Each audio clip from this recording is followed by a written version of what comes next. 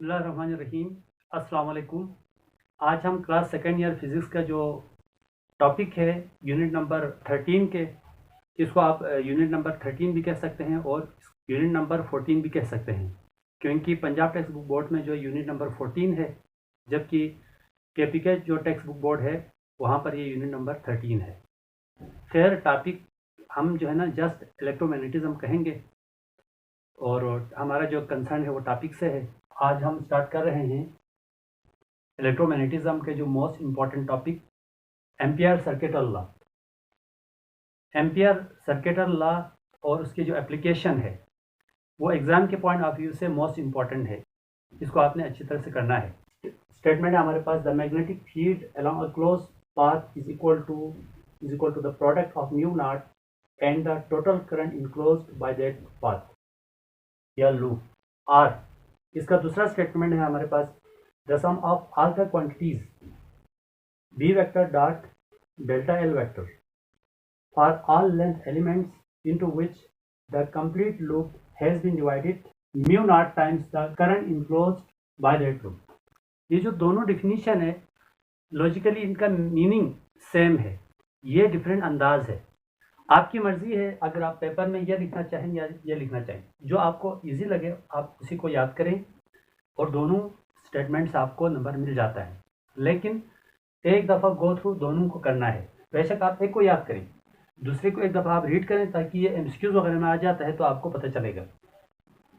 तो ampere circuital law हमारे लिए क्या काम करता है, आप यूनिट नंबर 1 में पढ़ चुके हैं। Gauss's law, Gauss's law electricity में है, जबकि एम्पियर्स लॉ इलेक्ट्रोमैग्नेटिज्म में है।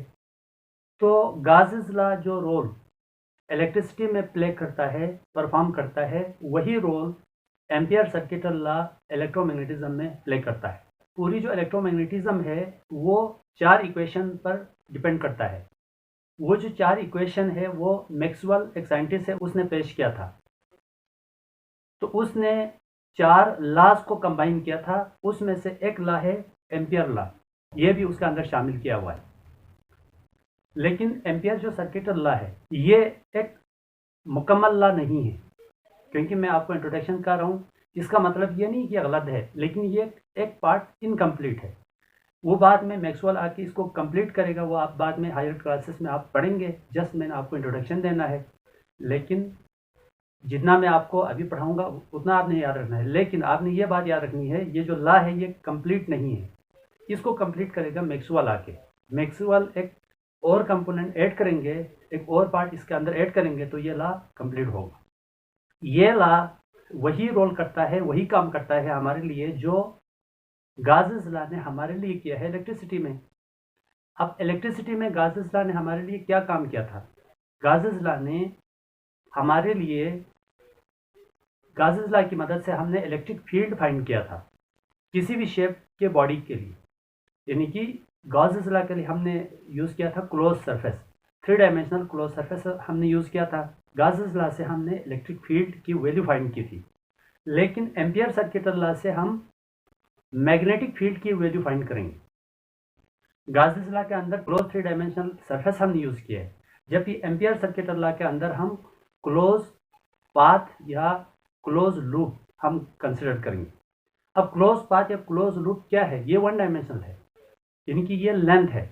जैसे कि एक रस्सी है, उस रस्सी को आप ऐसे करें, ये एक धागा है, इसको ऐसे आप ऐसे टर्न करके इसको आप इधर बांध दें तो एक क्लोज पाथ बन जाएगा। एक धागा ले लें या एक रस्सी ले लें, उसको आप ऐसे सर्कल की फॉर्म देकर उसको जोड़ देंगे दोनों एंड को, तो ये क्लोज पाथ बन जाएगा। तो एम्पियर सर्किटल लॉ एप्लीकेबल है क्लोज पाथ के लिए। क्लोज पाथ है वो किसी भी शेप में हो सकता है, लेकिन हम एम्पियर सर्किटल लॉ का जो फार्मूला डिराइव करेंगे सर्कल के लिए, क्योंकि उसमें वो सिमेट्रिकल है, सर्कल के लिए हम इसको डिराइव करेंगे। फिर उसके फार्मूले को आप किसी भी शेप के क्लोज पाथ के लिए आप इस्तेमाल कर सकते हैं। क्लोज पाथ यूँ भी हो सकता है, क्लोज पाथ ऐसे भी तो हो सकता है, लेकिन हम डिराइव करेंगे सर्कल के लिए। डिराइव करना हमारे लिए आसान होगा, क्योंकि इस फार्मूले को डिराइव करने के लिए, अप्लाई करने के लिए कुछ कंडीशंस है। वो कंडीशन हमारे पास ये है, क्लास 10 के अंदर पढ़ा था एक स्ट्रेट वायर या कंडक्टर था। इस स्ट्रेट वायर और कंडक्टर को आपने एक गत्ते के अंदर से गुजारा था, गत्ते के बीच में सुराख करके, और इस वायर के अराउंड आपने 3-4 मैग्नेटिक कंपास रखा था। जब मैग्नेटिक कंपास की इनिशियली जो नीडल है उसकी डायरेक्शन नॉर्थ से साउथ की तरफ थी, जब आपने इस वायर के थ्रू करंट फ्लो किया तो ये जो नीडल है, मैग्नेटिक कंपास की जो नीडल है, उसकी जो डायरेक्शन है वो टेंजेंशियल आ गई थी। तो इसका मतलब करंट के फ्लो होने से इस वायर के अराउंड, इस स्ट्रेट कंडक्टर के अराउंड मैग्नेटिक फील्ड क्रिएट हो गई, और कैंपस के अंदर के मैग्नेट के लिहाज से बाहर जो इस करंट ने इस वायर के अराउंड मैग्नेटिक फील्ड पैदा किया है वो स्ट्रॉन्ग है। ये जो नीडल है मैग्नेटिक कैंपस का, वो इस एक्सटर्नल मैग्नेटिक फील्ड के पाथ को फॉलो करेगी जो कि सर्कुलर है, यानी कि जो मैग्नेटिक कंपास का जो नीडल है वो टेंजेंशियल में आने का मतलब ये है कि करंट कैरिंग स्ट्रेट वायर के अराउंड मैग्नेटिक फील्ड जो बनी है वो सर्कुलर फॉर्म में है, तभी वो टेंजेंशियल में आ गई है। अगर आप करंट को स्टॉप करेंगे तो दोबारा ये जो नीडल है वो नॉर्थ से साउथ की तरफ अलाइन होगी। ये हम पढ़ चुके हैं। ये जो सर्कल है, ये जो सर्कल है, इसके अराउंड मैग्नेटिक फील्ड यूनिफॉर्म नहीं है। Magnetic field is not uniform, ये यूनिफॉर्म नहीं है। सो ये जो मैग्नेटिक फील्ड की जो डायरेक्शन है वो टेंडेंशियल है। इस पाथ के साथ मैग्नेटिक फील्ड लाइन की जो डायरेक्शन है वो टेंडेंशियल है। हमने मैग्नेटिक फ्लक्स निकालना है, तो मैग्नेटिक फ्लक्स निकालना है तो अब यहाँ पर कुछ एंगल बन रहा है, सपोज ये थीटा बन रहा है। ये जो सर्कल है यहाँ पर फील्ड यूनिफॉर्म नहीं है, तो हमने इस फील्ड को यूनिफॉर्म करना है। इस फील्ड को यूनिफॉर्म करने के लिए हम क्या करेंगे, इनको छोटे छोटे इक्वल पार्ट्स में हम डिवाइड करेंगे, छोटे छोटे इक्वल पार्ट्स में हम डिवाइड करेंगे। और किसी, अब देखो ये जो एक छोटा पार्ट है ये स्ट्रेट लाइन बन गया है, ये स्ट्रेट लाइन में कन्वर्ट हो चुका है। ये जो छोटा पार्ट है ये एक स्ट्रेट लाइन में कन्वर्ट हो चुका है। इस मैग्नेटिक फील्ड को दो कंपोनेंट्स में डिवाइड करना है, डेल्टा L1 सपोज, यह हम कहेंगे डेल्टा L2, यह हम कहेंगे delta L3 and up to so on. Delta L1 के लिए हम वैल्यू निकालेंगे, वही वैल्यू डेल्टा L2, वही वैल्यू डेल्टा L3 के लिए भी होगी। अब इसके लिए हम क्या करेंगे, ये जो B का मैग्नेटिक फ्लक्स हम कैलकुलेट कर रहे हैं, यहाँ पर पूरा का पूरा जो B है उससे फ्लक्स नहीं बन रहा है, B के एक कंपोनेंट से बनेगा। वो कंपोनेंट हम निकालेंगे, यहाँ से परपेंडिकुलर ड्रॉ करेंगे, तो ये वाला 90 का होगा, तो ये हमारे पास हाइपोटेन्यूज, ये थीटा है, ये परपेंडिकुलर, ये वाला होगा बेस, दिस इज बेस। ये जो लेंथ की जो डायरेक्शन है, सपोज ये हमारे पास है, इसकी डायरेक्शन है एंटी क्लॉकवाइज, तो लेंथ की डायरेक्शन एंटी क्लॉकवाइज में है। तो हमने क्या किया, इसका बाई रेक्टेंगुलर कंपोनेंट परपेंडिकुलर वाला होता है हमारे पास बी साइन थीटा, ये हमारे पास परपेंडिकुलर है तो ये हमारे पास बी साइन थीटा होगा, और ये वाला हमारे पास होगा बी कास थीटा, ये वाला जो पार्ट होगा हमारे पास बी कास थीटा होगा क्योंकि वो बेस में है। तो मैग्नेटिक फील्ड का बी कास कंपोनेंट लेंथ के पैरेलल है, तो या तो हमारे पास मैग्नेटिक फील्ड और जो लेंथ एलिमेंट है वो पैरेलल होना चाहिए, पैरेलल होंगे तो थीटा 0, फ्लक्स मैक्सिमम होगा। दूसरी बात बी डॉट डेल एल या तो परपेंडिकुलर होना चाहिए, परपेंडिकुलर थीटा 90 होगा तो पूरा का पूरा कैंसिल होगा, हमारे लिए मैग्नेटिक फील्ड फाइंड करने के लिए, फ्लक्स फाइंड करने के लिए हमारे लिए आसानी होगी। या तो हमारे पास बी जो है ना 0 होना चाहिए, तब हमारे लिए आसानी होगी।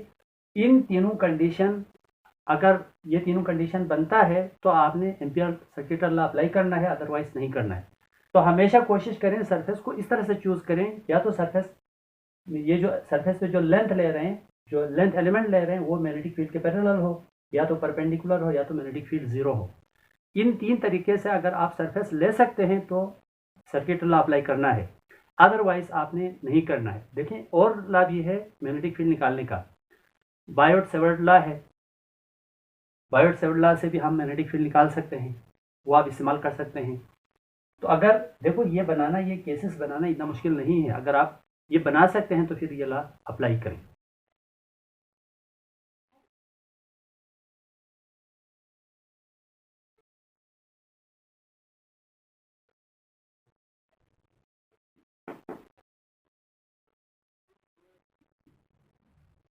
स्ट्रेट वायर कंसिडर किया है, करंट कैरिंग स्ट्रेट वायर, इसके अराउंड मैग्नेटिक फील्ड बना है सर्कल में।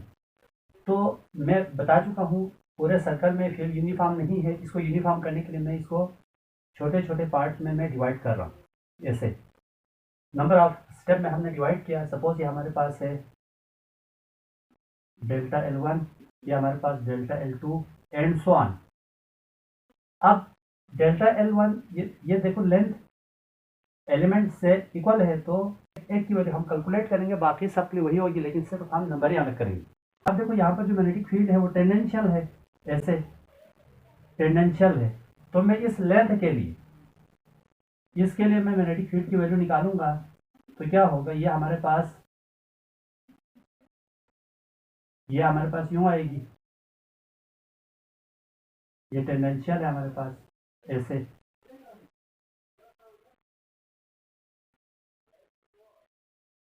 ये सपोज ये थीटा है, ये परपेंडिकुलर है, ये 90 है, ये हाइपोटेन्यूज है, तो ये हमारे पास होगा बेस। बेस में हमारे पास बी cos थीटा होगा और यहाँ पर बी sin थीटा होगा। मैं पहले बता चुका हूँ कि जो फ्लक्स है वो डॉट प्रोडक्ट है, डॉट प्रोडक्ट में हमेशा बी cos थीटा आता है। हमने मैग्नेटिक फील्ड का वो कंपोनेंट लेना है जो लेंथ के डायरेक्शन में हो। लेंथ का ये डायरेक्शन है, तो ये बी cos थीटा इसी डायरेक्शन में है। Consider a current carrying conductor, wire भी हो सकती है, producing magnetic field around it in the form of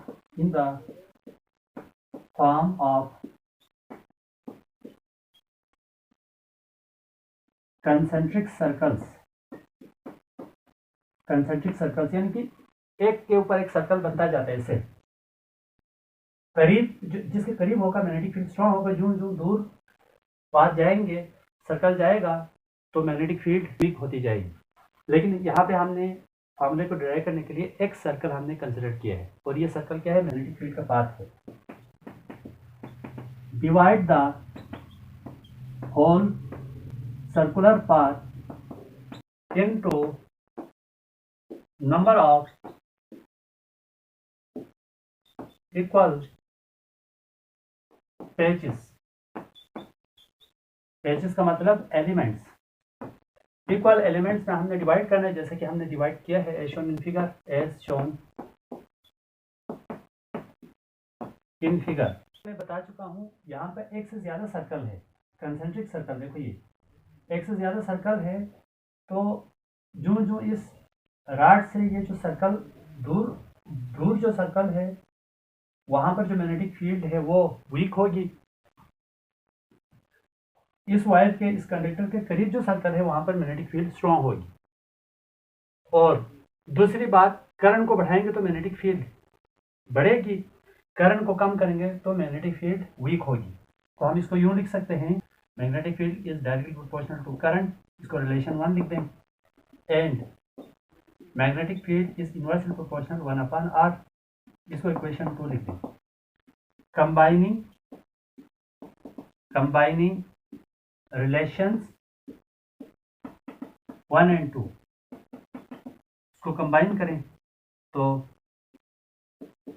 B direct proportional I/r। Sign of proportionality को हटाएंगे तो इक्वल टू इन कांस्टेंट आएगा, mu naught divide by 2 pi I/r, इसको equation 3 लिख दें। Now the magnetic field for length delta L1 के लिए magnetic field होगा B dot delta L1, P1 dot delta L1।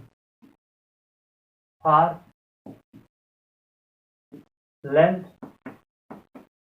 Delta L2 के लिए होगा हमारे पास B2 dot delta L2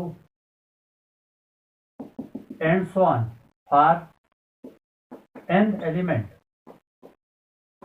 nth element के लिए हमारे पास होगा bn डॉट डेल्टा ln।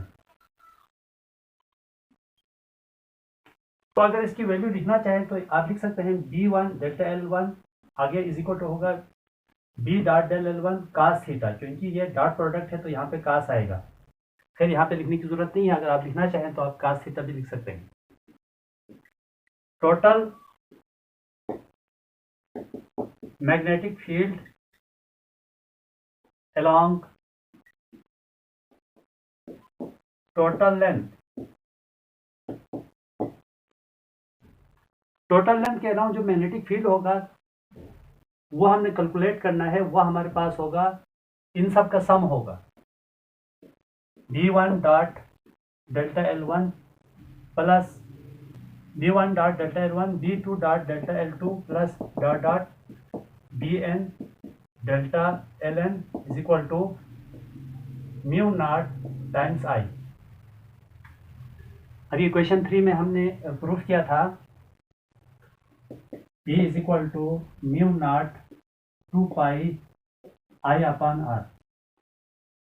और स्टेटमेंट में भी हमने पढ़ा था जो तमाम जो लेंथ एलिमेंट है उनके अक्रॉस जो मैग्नेटिक फील्ड होगी वो म्यू नॉट टाइम्स करंट के प्रोडक्ट के बराबर होगा। तो वही हमने यहाँ पे लिखा है और ये वैल्यू क्वेश्चन 3 से भी हम लिख सकते हैं, बाद में मैं आपको शो भी करूँगा। एज b इज कांस्टेंट, क्योंकि हमने छोटे छोटे एलिमेंट में जब डिवाइड किया है तो b कांस्टेंट हो गई है। तो जब b कांस्टेंट है तो हम लिखेंगे b1 is equal to b2 is equal to dot dot bn is equal to b। तो b पुट करें, b1 की जगह भी b पुट किया हमने और b2 की जगह भी b पुट किया हमने, bn की जगह भी b और delta ln is equal to mu naught times i।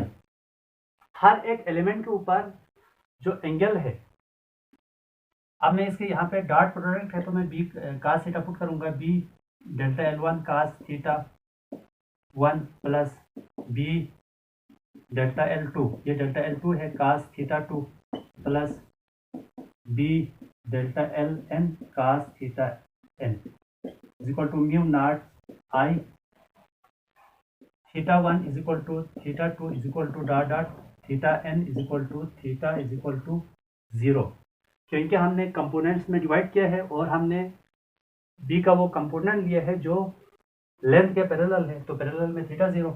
तो यहाँ पे पुट कीजिएगा b dot del l1 cos 0 plus b del l1 cos 0 plus b del l2 cos 0 plus dot dot plus b del n cos 0 is equal to mu naught times i। Mu naught times i, cos 0 की value 1 है तो कास तो खत्म हो गया, b del l1 plus b del l2 plus dot dot plus b del ln is equal to mu naught times i। b common out कर दें, b constant है तो डेल्टा l1 प्लस l1 है ये, delta l2 plus dot dot delta ln is equal to mu naught i। Delta l1 delta l2 up to delta ln है तो मैं इसको समीशन लिख सकता हूँ, summation n is equal to i is equal to 1 delta li is equal to mu naught times i। n part में divide किया हुआ है, ये ith पार्टिकल 1 से शुरू हो रहा है। अगर i की जगह 1 रखेंगे तो क्या होगा, डेल्टा l1 आएगा, i2 की जगह 2 रखेंगे तो डेल्टा l2 और ये दोबारा एक्सपेंड होता हुआ जाएगा। हमने इसको कॉन्ट्रैक्ट किया है, सम किया है, where summation n is equal to i is equal to 1 delta li। ये क्या है, ये जो सर्कुलर पाथ है उसका टोटल डिस्टेंस है। टोटल डिस्टेंस मीन्स सरकमफेरेंस है, सरकमफेरेंस ऑफ सर्कल हमारे पास गिवन है, हमारे पास पता है 2 पाई r।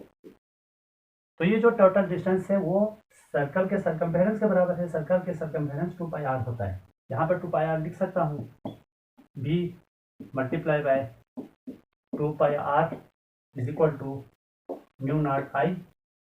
तो इसको हम लिख सकते हैं 2 pi r multiply by B is equal to mu naught I, और यहाँ से आप एक रिजल्ट हमारे पास ये आया है, यहाँ से निकाल देते हैं B is equal to mu naught I divide by 2πr। ये एक रिजल्ट है, हम इसको 4 कहेंगे, इसको हम 5 करेंगे। अब ये हमने एम्पियर सर्किटल लॉ की डेरिवेशन हमने कंप्लीट किया। अब देखो ये magnetic field due to current carrying rod या स्ट्रेट वायर का फार्मूला है। अब ये एम्पियर सर्किटल लॉ का डेरिवेशन भी है और ये एम्पियर लॉ का फर्स्ट एप्लीकेशन भी है। अक्सर पेपर में आते हैं ना, find magnetic field due to a current carrying conductor या स्ट्रेट वायर कहेंगे, तो फिर भी यही डेरिवेशन करना है।